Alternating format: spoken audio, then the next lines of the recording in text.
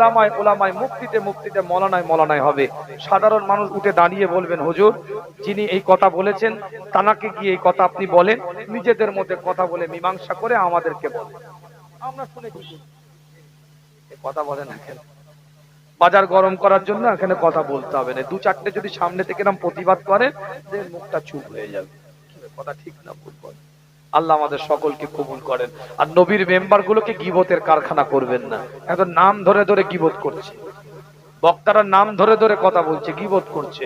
ঠিক আছে, আপনারা বলবেন হুজুর আপনাকে এই জন্য আনা হয় না, আপনি বক্তা, আপনি আলেম, আপনি মৌলানা, আপনি আপনার কি বলে মুফতি সাহেব, মৌলানা সাহেব, আপনি হাফেজ সাহেব, হুজুর, আপনাকে এই কারণে আনা হয় না। আপনি কোরআন বলেন, হাদিস বলেন, শরীয়ত বলেন, যাকে বলার দরকার আপনি তাকে বলেন, এখানে আমরা শুনবো না। যেই বলবে যার বিরুদ্ধে ওটা উঠে দাঁড়িয়ে বলতে শুরু করেন।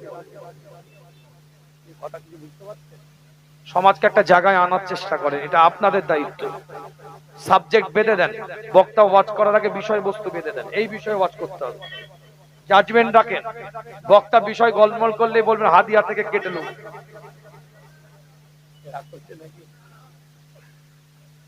পাঁচটা আয়াত বেঁধে দিবেন, পাঁচটা আয়াতের জায়গায় চারটে আয়াতের ব্যাখ্যা করলে 25 চাইলে 20 দিবেন, 25 চাইলে 20 দিবেন। কেন? পাঁচটা আয়াতে 5000 টাকা করে যদি দেন, 25 চাইলে 20, আর পাঁচটা বললে 25 দেবো। যা রাগ করছেন নাকি? এটা না করলে আপনাদেরকে নিয়ে খেলা করছে রে বাবা বক্তাগুলো। ইন্টারনেট, ইউটিউব, সোশ্যাল মিডিয়া খুলে দেখেন কি চলছে, কটা কোরআন বলেছে, কটা হাদিস বলেছে 2 ঘন্টার বক্তাটা এসে। এটা দেখুন আপনি, আমার কথা যদি ভুল হয়। আরে আপনাদেরকে চালাক করছি আমি, আপনাদেরকে মাঠে নামাবার চেষ্টা করছি আমি। যেদিন আপনারা ফিল্ডে নামবেন, দুটো প্রতিবাদ উঠবে, দেখবেন মুখ চুপ হয়ে গেছে। কথা ঠিক বলছি না? আল্লাহ পাক কবুল করেন, সকলে বলেন আমিন। আবেগ, দরদ, ভালোবাসা নিয়ে কেটে কুটে দিবে না, কারোর মুখ দিয়ে, কারোর ছবি তুলে, এনে কারোর নাম বলিনি, কারোর ছবি, কারো ফটো নয়। তুমি আমার বক্তব্য আমার মতন ছাড়বে, কাটাকুটি ব্যারাম করবে না। কেন ব্যারাম আছে? কারোর বিরুদ্ধে আমি বলিনি, কারো মুখ লেগিয়ে দিয়ে মনে করে দিল উনি ওনার বিরুদ্ধে বলেছে। রুলার যখন চলছে সবের উপর দিয়ে চলবে, ইট পাটকেল ঢিল পাথর সবারই উপর দিয়ে সমান হয়ে চলে যাবে। আর রেগে গেলে তো পাথর বলবে তুমি আমার ঘাড়ের উপর দিয়ে চাপলে কেন, বললে তো হবে না। হযরত সাঈদ ইবনে উমার রাদিয়াল্লাহু তাআলা আনহুকে হযরত ওমর ইবনে খাত্তাব রাদিয়াল্লাহু তাআলা আনহু ডেকে পাঠালেন। সাঈদ ইবনে উমারের দিকে লক্ষ্য করে হযরত ওমর ইবনে খাত্তাব জিজ্ঞাসা করে, জনগণ তোমার ব্যাপারে 4টে অভিযোগ করেছে, তোমার এই বিষয়ে মতামতটা কি?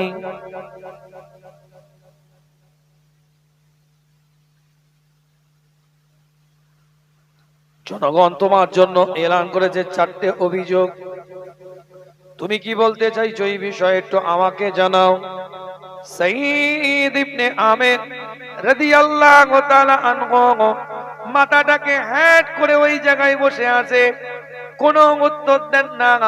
সাঈদ ইবনে উমার আস্তে আস্তে মাথাটাকে তুলে চোখ ভরা পানি নিয়ে মনটা খারাপ করে হযরত ওমর ইবনে খাত্তাবের দিকে লক্ষ্য করে বলে, আপনি অভিযোগগুলো আমাকে বলেন, আমি এক একটা অভিযোগের উত্তর দিয়ে যাচ্ছি।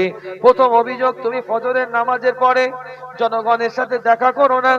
আস্তে আস্তে ইশরাকের শেষ অংশ, চাস্তের আরম্ভের সময় তুমি নাকি আসো।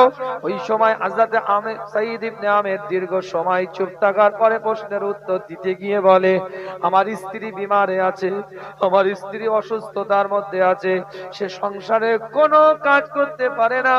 আমার বাড়িতে কোনো খাদেমা নাই যে আমার সংসারে কাজ করে দিবে।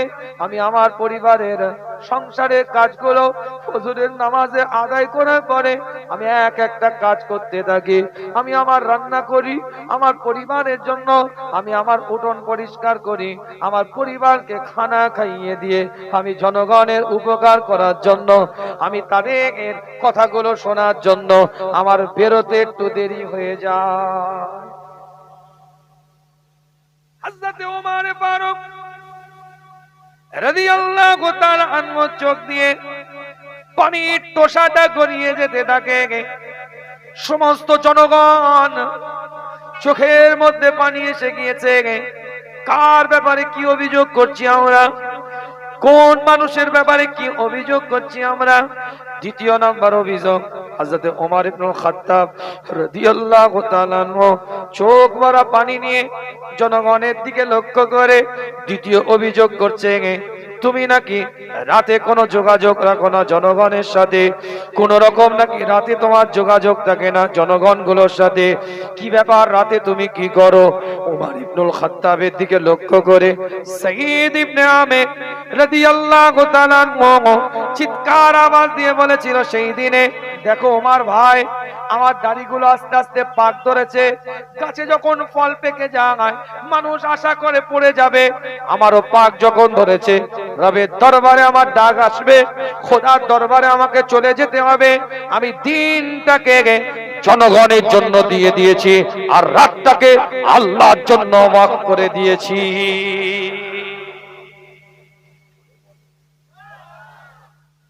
হাত দিয়ে বলেন, 1.5 ঘন্টা আলোচনা করেছি, মনে হয়েছে আপনাদেরকে ফাঁকি মারছি আমি?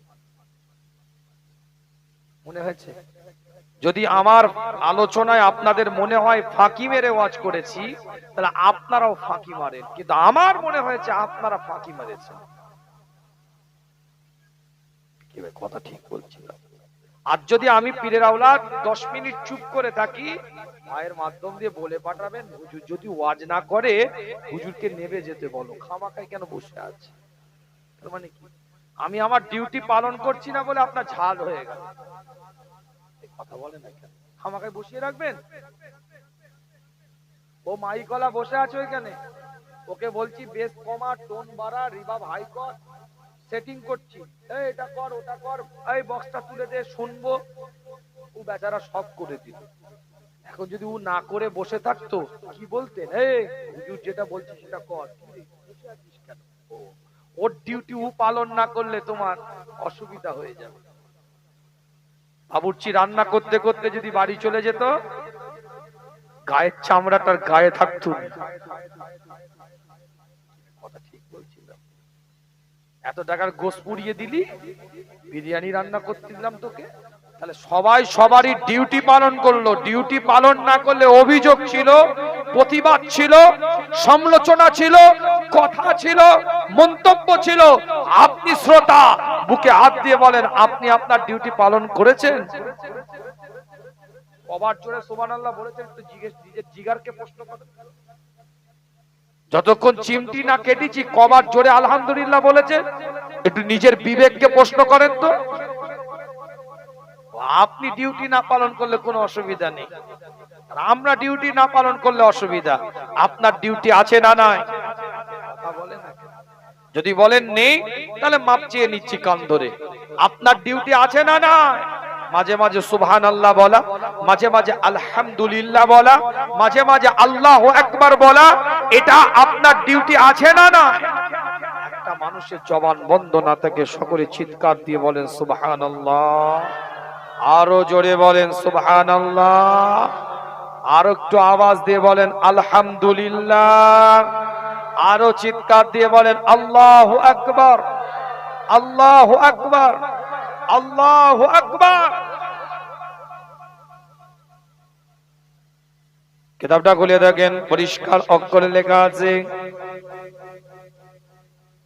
খলিফাতুল মুসলিমিন, আমিরুল মুমিনিন, গোটা পৃথিবীর অধ্যাংশ পরিচালনা করে উমর ইবনুল খাত্তাব রাদিয়াল্লাহু তাআলা আনহু। তৃতীয় নাম্বার প্রশ্ন করে সাঈদ ইবনে আমের রাদিয়াল্লাহু তাআলা আনহুর দিকে লক্ষ্য করে, তোমাকে জনগণ অভিযোগ করেছে তুমি নাকি সপ্তাহে একদিন জনগণের সাথে কোন রকম যোগাযোগ রাখো না। কোথায় যাও? সাঈদ ইবনে আমের রাদিয়াল্লাহু তাআলা আনহু বলে, এই বিষয়ের আমি উত্তর দিতে পারবো না, এটা আমার আর আল্লাহর বিষয়, এই ব্যাপারে আমি কথা বলবো না। হযরত ওমর ইবনুল খাত্তাব বলে, মানুষ যখন অভিযোগ করেছে তোমাকে উত্তর দিতে হবে, তোমাকে বলতেই হবে। সাঈদ ইবনে আমের রাদিয়াল্লাহু তাআলা আনহুর দিকে লক্ষ্য করে হযরত ওমর ইবনুল খাত্তাব যে এই কথা বলেছে, সাঈদ ইবনে আমের চোখ দিয়ে পানির টোসা গড়িয়ে যাচ্ছে, অঝর নয়নে রোনাজারি করতে থাকে, অঝরনানে কান্নাকাটি করতে থাকে। সাঈদ ইবনে আমের রাদিয়াল্লাহু তাআলা আনহু চিৎকার আওয়াজ দিয়ে বলতে থাকে, আমি একটাই পোশাক পরিধান করে থাকি সারা সপ্তাহ, একমাত্র পোশাক পরিধান করে কাটিয়ে দিই। আমি ওই সপ্তাহ যেদিন আমি পোশাকটাকে ধৌত করি, যেদিন আমার পোশাকটাকে আমি পরিষ্কার করি, পরিচ্ছন্ন করি, সেই দিন দ্বিতীয় আর কোনো আমার কাছে পোশাক থাকে না। যে পোশাকটা পরিধান করে আমি বাইরে বেরোবো, আমি আমার জামাটাকে, আমি আমার পোশাকটাকে ধৌত করে সুন্দর করে মেলে দিয়ে আমার স্ত্রীর কোনো একটা টুকরো ছোট্ট কাপড় নিয়ে আমি আমার সতরটাকে ডেকে রাখি। দ্বিতীয় কোনো কাপড় নাই যে কাপড়টা পরে আমি জনগণের কাছে বেরোতে পারি। তাই আমি সপ্তাহে একদিন জনগণের সাথে দেখা করতে যেতে পারি না। ইসলামের আদর্শ দেখে কে রাষ্ট্রীয় নায়ক, কে দায়িত্বশীল ব্যক্তিত্ব। কিতাবটা করে দেখেন। ৪র্থ নাম্বার প্রশ্ন করে, তুমি নাকি কানতে কানতে বেহুশ হয়ে যাও কেন? সাঈদ ইবনে আমের রাদিয়াল্লাহু তাআলা আনহু এলান করে দেয়, আমি যখন ঈমানের কালমা নিয়ে আসি নাই, বহু গুনাহ করেছি, বহু খাতা করেছি, বহু পাপ কাজ করেছি, বহু বাজে কাজ করেছি। সেই গুনাহগুলোর কথা আমার চিন্তা হতে থাকে, ভাবতে থাকি। দীর্ঘদিন যাওয়ার পরে অনেক বেশি বয়সে, অনেক অধিক বয়সে, অনেক বয়স্ক অবস্থায় আমি ঈমানের কালমা নিয়েছি। আমার ভয় হয় আল্লাহ আমার আগের গুনাহকে মাফ করেছে কিনা। আমার ভয় হয় আল্লাহ আমার আগের খাতাগুলোকে ক্ষমা করে দিয়েছে কিনা। আমার ভয় হয় আল্লাহ আমার আগের সব গুনাহগুলোকে ক্ষমা করেছে কিনা। আমি ভয়ে আল্লাহর কাছে কাঁদতে থাকি। কাঁদতে কাঁদতে আমি সাঈদ ইবনে আমের বেহুশ হয়ে যাই। আল্লাহ যেন আমাকে মাফ করে, আল্লাহ যেন আমাকে ক্ষমা করে। যুবক, এটা ইসলামের আদর্শ। যুবক, তোমাকে আজকে বলে যাই, এটা শরীয়তের আদর্শ। জীবনটাকে একটু তৈরি করে নাও, শরীয়তের নীতি দ্বারাই জীবনটাকে একটু সাজিয়ে নাও। তার জওয়ানি তওবা করদান কুওয়াতে পয়গম্বরি, জওয়ানি অবস্থার তওবাকে আল্লাহ পয়গম্বরের দরজা দিয়ে দেয়। যখন কোন যুবক ছেলে সিজদায় পড়ে যায়, এই যুবক, যখন কোন যুবক ছেলে মাথা নত করে দেয়, যখন কোন যুবক ছেলে আল্লাহর দরবারে সিজদায় পড়ে যায়, সে একা সিজদার মধ্যে লুটিয়ে থাকে। আল্লাহ পাক বলছে তার সিজদাটাকে আল্লাহ ৭০ গুণ বেশি দরজা দান করে দেয়। যুবক অবস্থায় যখন বান্দা ইবাদত করে, ওই ইবাদতটাকে আমার আল্লাহ এক ইবাদত, এক সিজদাটা ৮০ বছরের ইবাদতের সমতুল্য আল্লাহ সওয়াব দান করে দেয়। এই অবস্থায় ফিরে এসো। আজ থেকে নিয়ত করো, মানুষের ক্ষতি চাইবো না, মানুষের উপকার করব, মিথ্যা বলবো না, সত্য বলবো, গীবত করব না, পরচর্চা করব না। এই জায়গায় জীবনটাকে একটু তৈরি করে নাও। শরীয়তের মাপকাঠির দ্বারাই জীবনটাকে বানিয়ে নাও। এক একটা দলিল নিয়েছি আপনাদের খেদমতে, বিদায় নেব আপনাদের খেদমত থেকে। শেষ কথাটা বলে যায়, আল্লাহ রাব্বুল আলামিনের দরবারে সাহাবে কেরাম হুজুররা যখন ঈমানের কালমা নিয়েছে, রাসূলের হাতে হাত দিয়ে কালমা যখন পড়ে নিয়েছে, ১,২৫,০০০ সাহাবাকে হুজুরের ওসিলায় আল্লাহ সার্টিফিকেট দিয়ে দিয়েছে। রাদিয়াল্লাহু আনহুম ওয়া রাদু আন। আল্লাহ তাদের উপরে খুশি, তারাও আল্লাহর উপরে খুশি। সেই সাহাবাদের আদর্শ যদি নিতে পারো, সেই তাবেঈনদের আদর্শ যদি নিতে পারো, সেই তাবেঈনদের আদর্শ যদি নিতে পারো, যুবক, তোমার উপরেও আল্লাহ খুশি হয়ে যাবে, রাসূলও খুশি হয়ে যাবে। এই আখিরি জামানায় একটা সুন্নাতকে তুমি জিন্দা করো, এই আখিরি জামানায় একটা সুন্নাতকে তুমি জিন্দা করো, ১০০ শহীদের দরজা আল্লাহ তোমার নামায় আমলের মধ্যে লিখে দিবে। আজ জীবনটাকে তৈরি করেন, বেচাকেনা ব্যবসা বাণিজ্য করবেন। এই বেচাকেনা ব্যবসা বাণিজ্য জায়গার মধ্যে সৎ উপায়ে বেচাকেনা ব্যবসা বাণিজ্য করবেন, অসৎ উপায় নয়। হালাল উপার্জন ইনকাম করব আপনি তৈরি করেন। ইবাদত কবুল হওয়ার মূল শর্ত হচ্ছে হালাল উপার্জন। হালাল অর্থ দিয়ে উপার্জন করে খানা খেতে হবে। ইবাদত কবুল হওয়ার মূল শর্ত ব্যবসার জায়গাটা ইবাদতের জায়গা, ব্যবসার জায়গাটা জিকিরের জায়গা, ব্যবসার জায়গাটা তাসবিহ জায়গা, ব্যবসার জায়গাটা ইবাদতের একটা মারকাজ। বলে হুজুর কি করে আপনি বলছেন?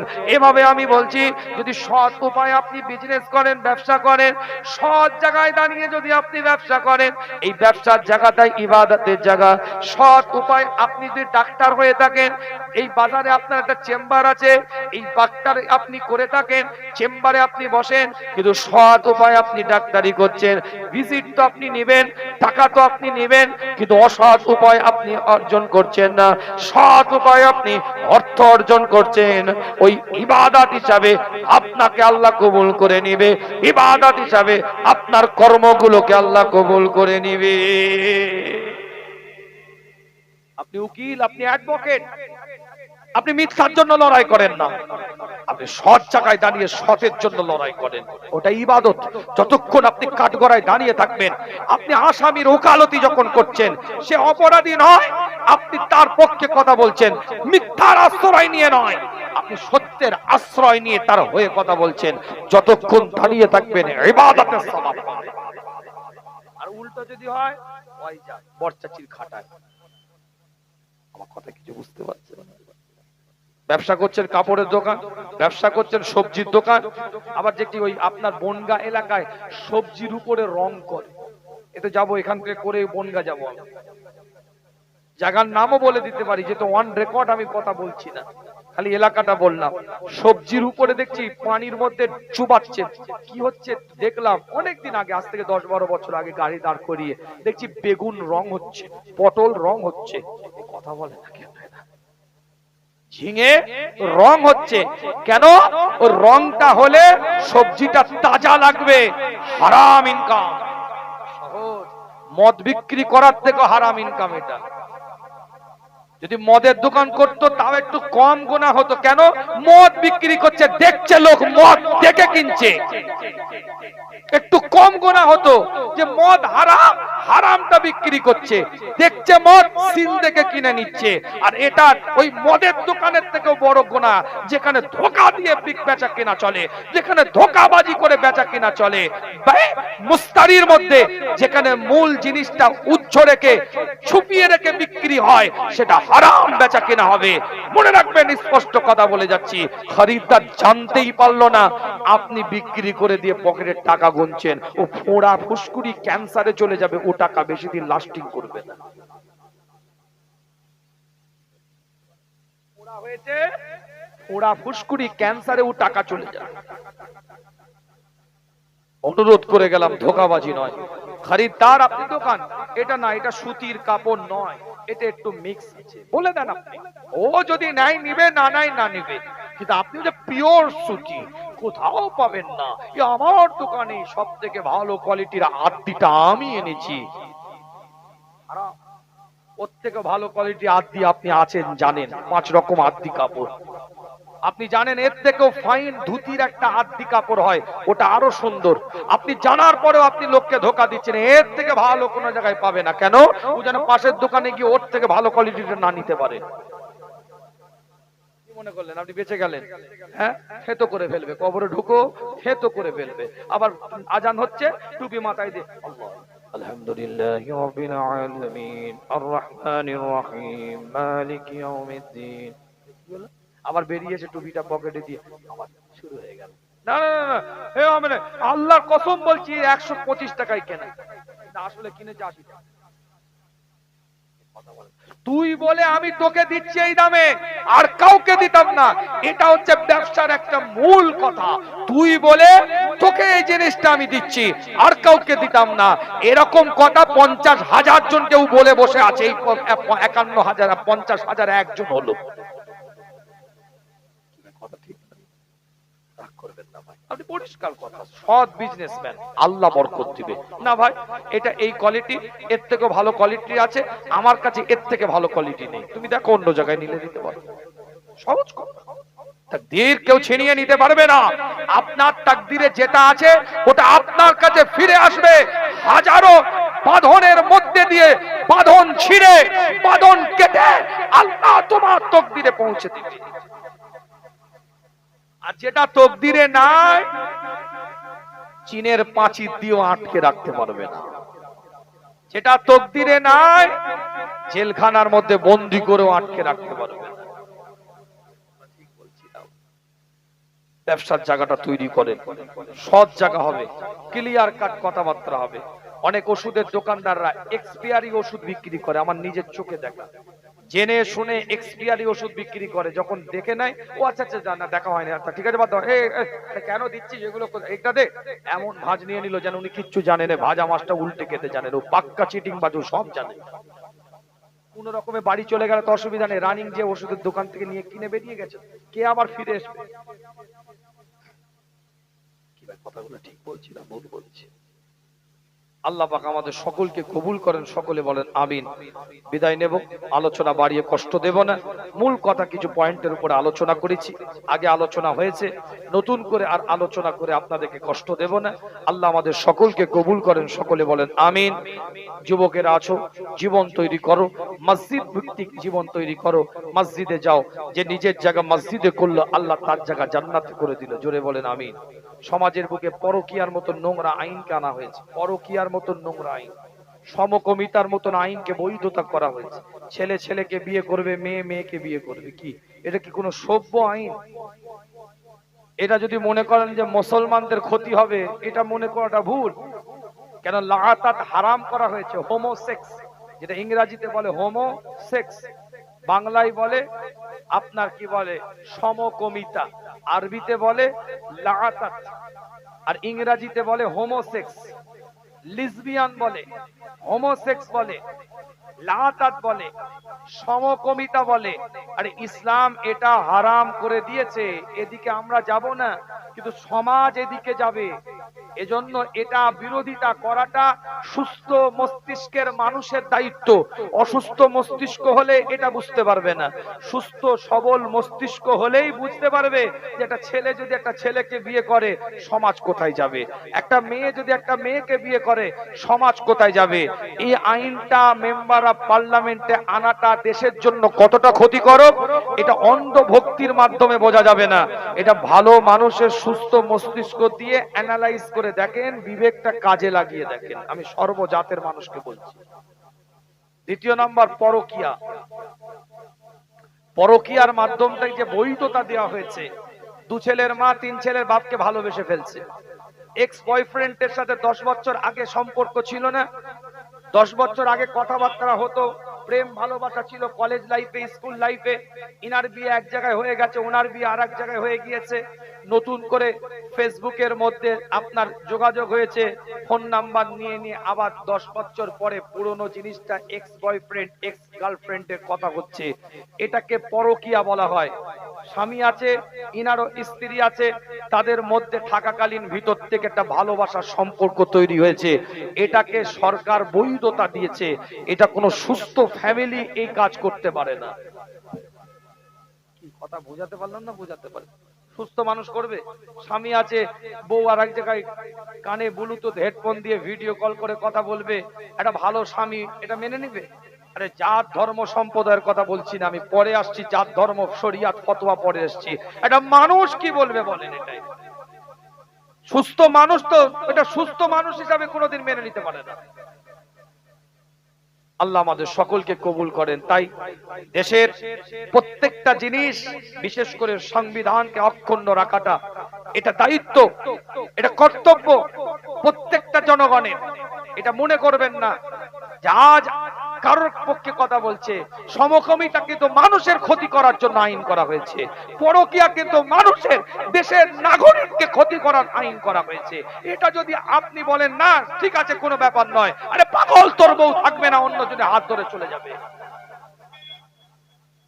কথা ঠিক বলছি না ভুল বলছি? নতুন আর একটা আইন আনতে চলছে, শুনে রেখে দেন। সেক্স চেঞ্জ করা, সেক্স চেঞ্জ বুঝেন? লিঙ্গ পরিবর্তন, জেন্ডার পরিবর্তন, ট্রান্সফার জেন্ডার, এগুলো বুঝবে যারা একটু শিক্ষিত, একটু পড়াশোনা করেছেন, বই টই ঘোটাঘাটি করেন। আমি এমনি বলছি না কথাগুলো। এটা মনে করবেন না কোনো ধর্মকে, কোনো সম্প্রদায়কে, কোনো রিলিজিয়াসকে আঘাত করার জন্য এই কথাগুলো আপনার আইনগুলো আনা হচ্ছে না। এটা মানুষ পাগল হয়ে যাবে কদিন পরে। সেক্স চেঞ্জ করবে, মানে উনি মেয়ে ছিল ছেলে হবে, ছেলে ছিল মেয়ে হবে। এরম পাগলামি যদি দু চারটে এলাকায় হয়ে যায় তাহলে কেউ সুস্থ থাকবে না, সব অসুস্থ হয়ে যাবে। কাকে দেখা দিবে আর কাকে দেখা দিবে না ফতোয়া বের করতে করতে মাথা খারাপ হয়ে যাবে। মানে একটা ছেলে মনে মনে ভাবছে না আমি ছেলে থাকবো না, এখন মেয়ে হয়ে যাবে, সেক্স চেঞ্জ করবে সে। একটা মেয়ে বলছে না না আমি একটু দাদাগিরি দেখাতে হবে, একটু ছেলে হয়ে যাবো। জেন্ডার পরিবর্তন করবে। এই নতুন আবার আইন আনতে, অনেক দেশে আইন করেছে, এই দেশে আবার আইন করার চক্রান্ত চলছে। কি উপকার হবে? যদি উপকার হয়, মনে হয় যে আপনার বাচ্চা, আপনার মেয়ে, আপনার ছেলে শান্তিতে থাকবে, সর্বজাতের মানুষ আপনারা আছেন, সম্প্রদায়ের রিলিজিয়াসের মানুষ আছে, একটু ভাবুন, কথাগুলো একটু অ্যানালাইজ করুন। অন্ধ ভক্তির জায়গা থেকে দেখবেন না।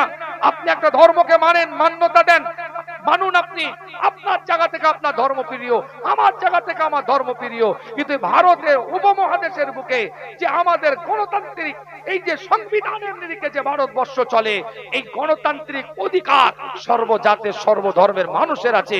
মানুষ অধিকার পাবে ভারতবর্ষের বুকে, কিন্তু সেই অধিকারকে কিন্তু হরণ করা হচ্ছে পরকীয়ার নামে, সেই অধিকারকে কিন্তু হরণ করা হচ্ছে সমকামিতার নামে, সেই অধিকার, গণতান্ত্রিক অধিকারকে কিন্তু হরণ করা হচ্ছে ট্রান্সজেন্ডারের মাধ্যমে। এটা সুস্থ মস্তিষ্ক মানুষ বুঝতে পারবে।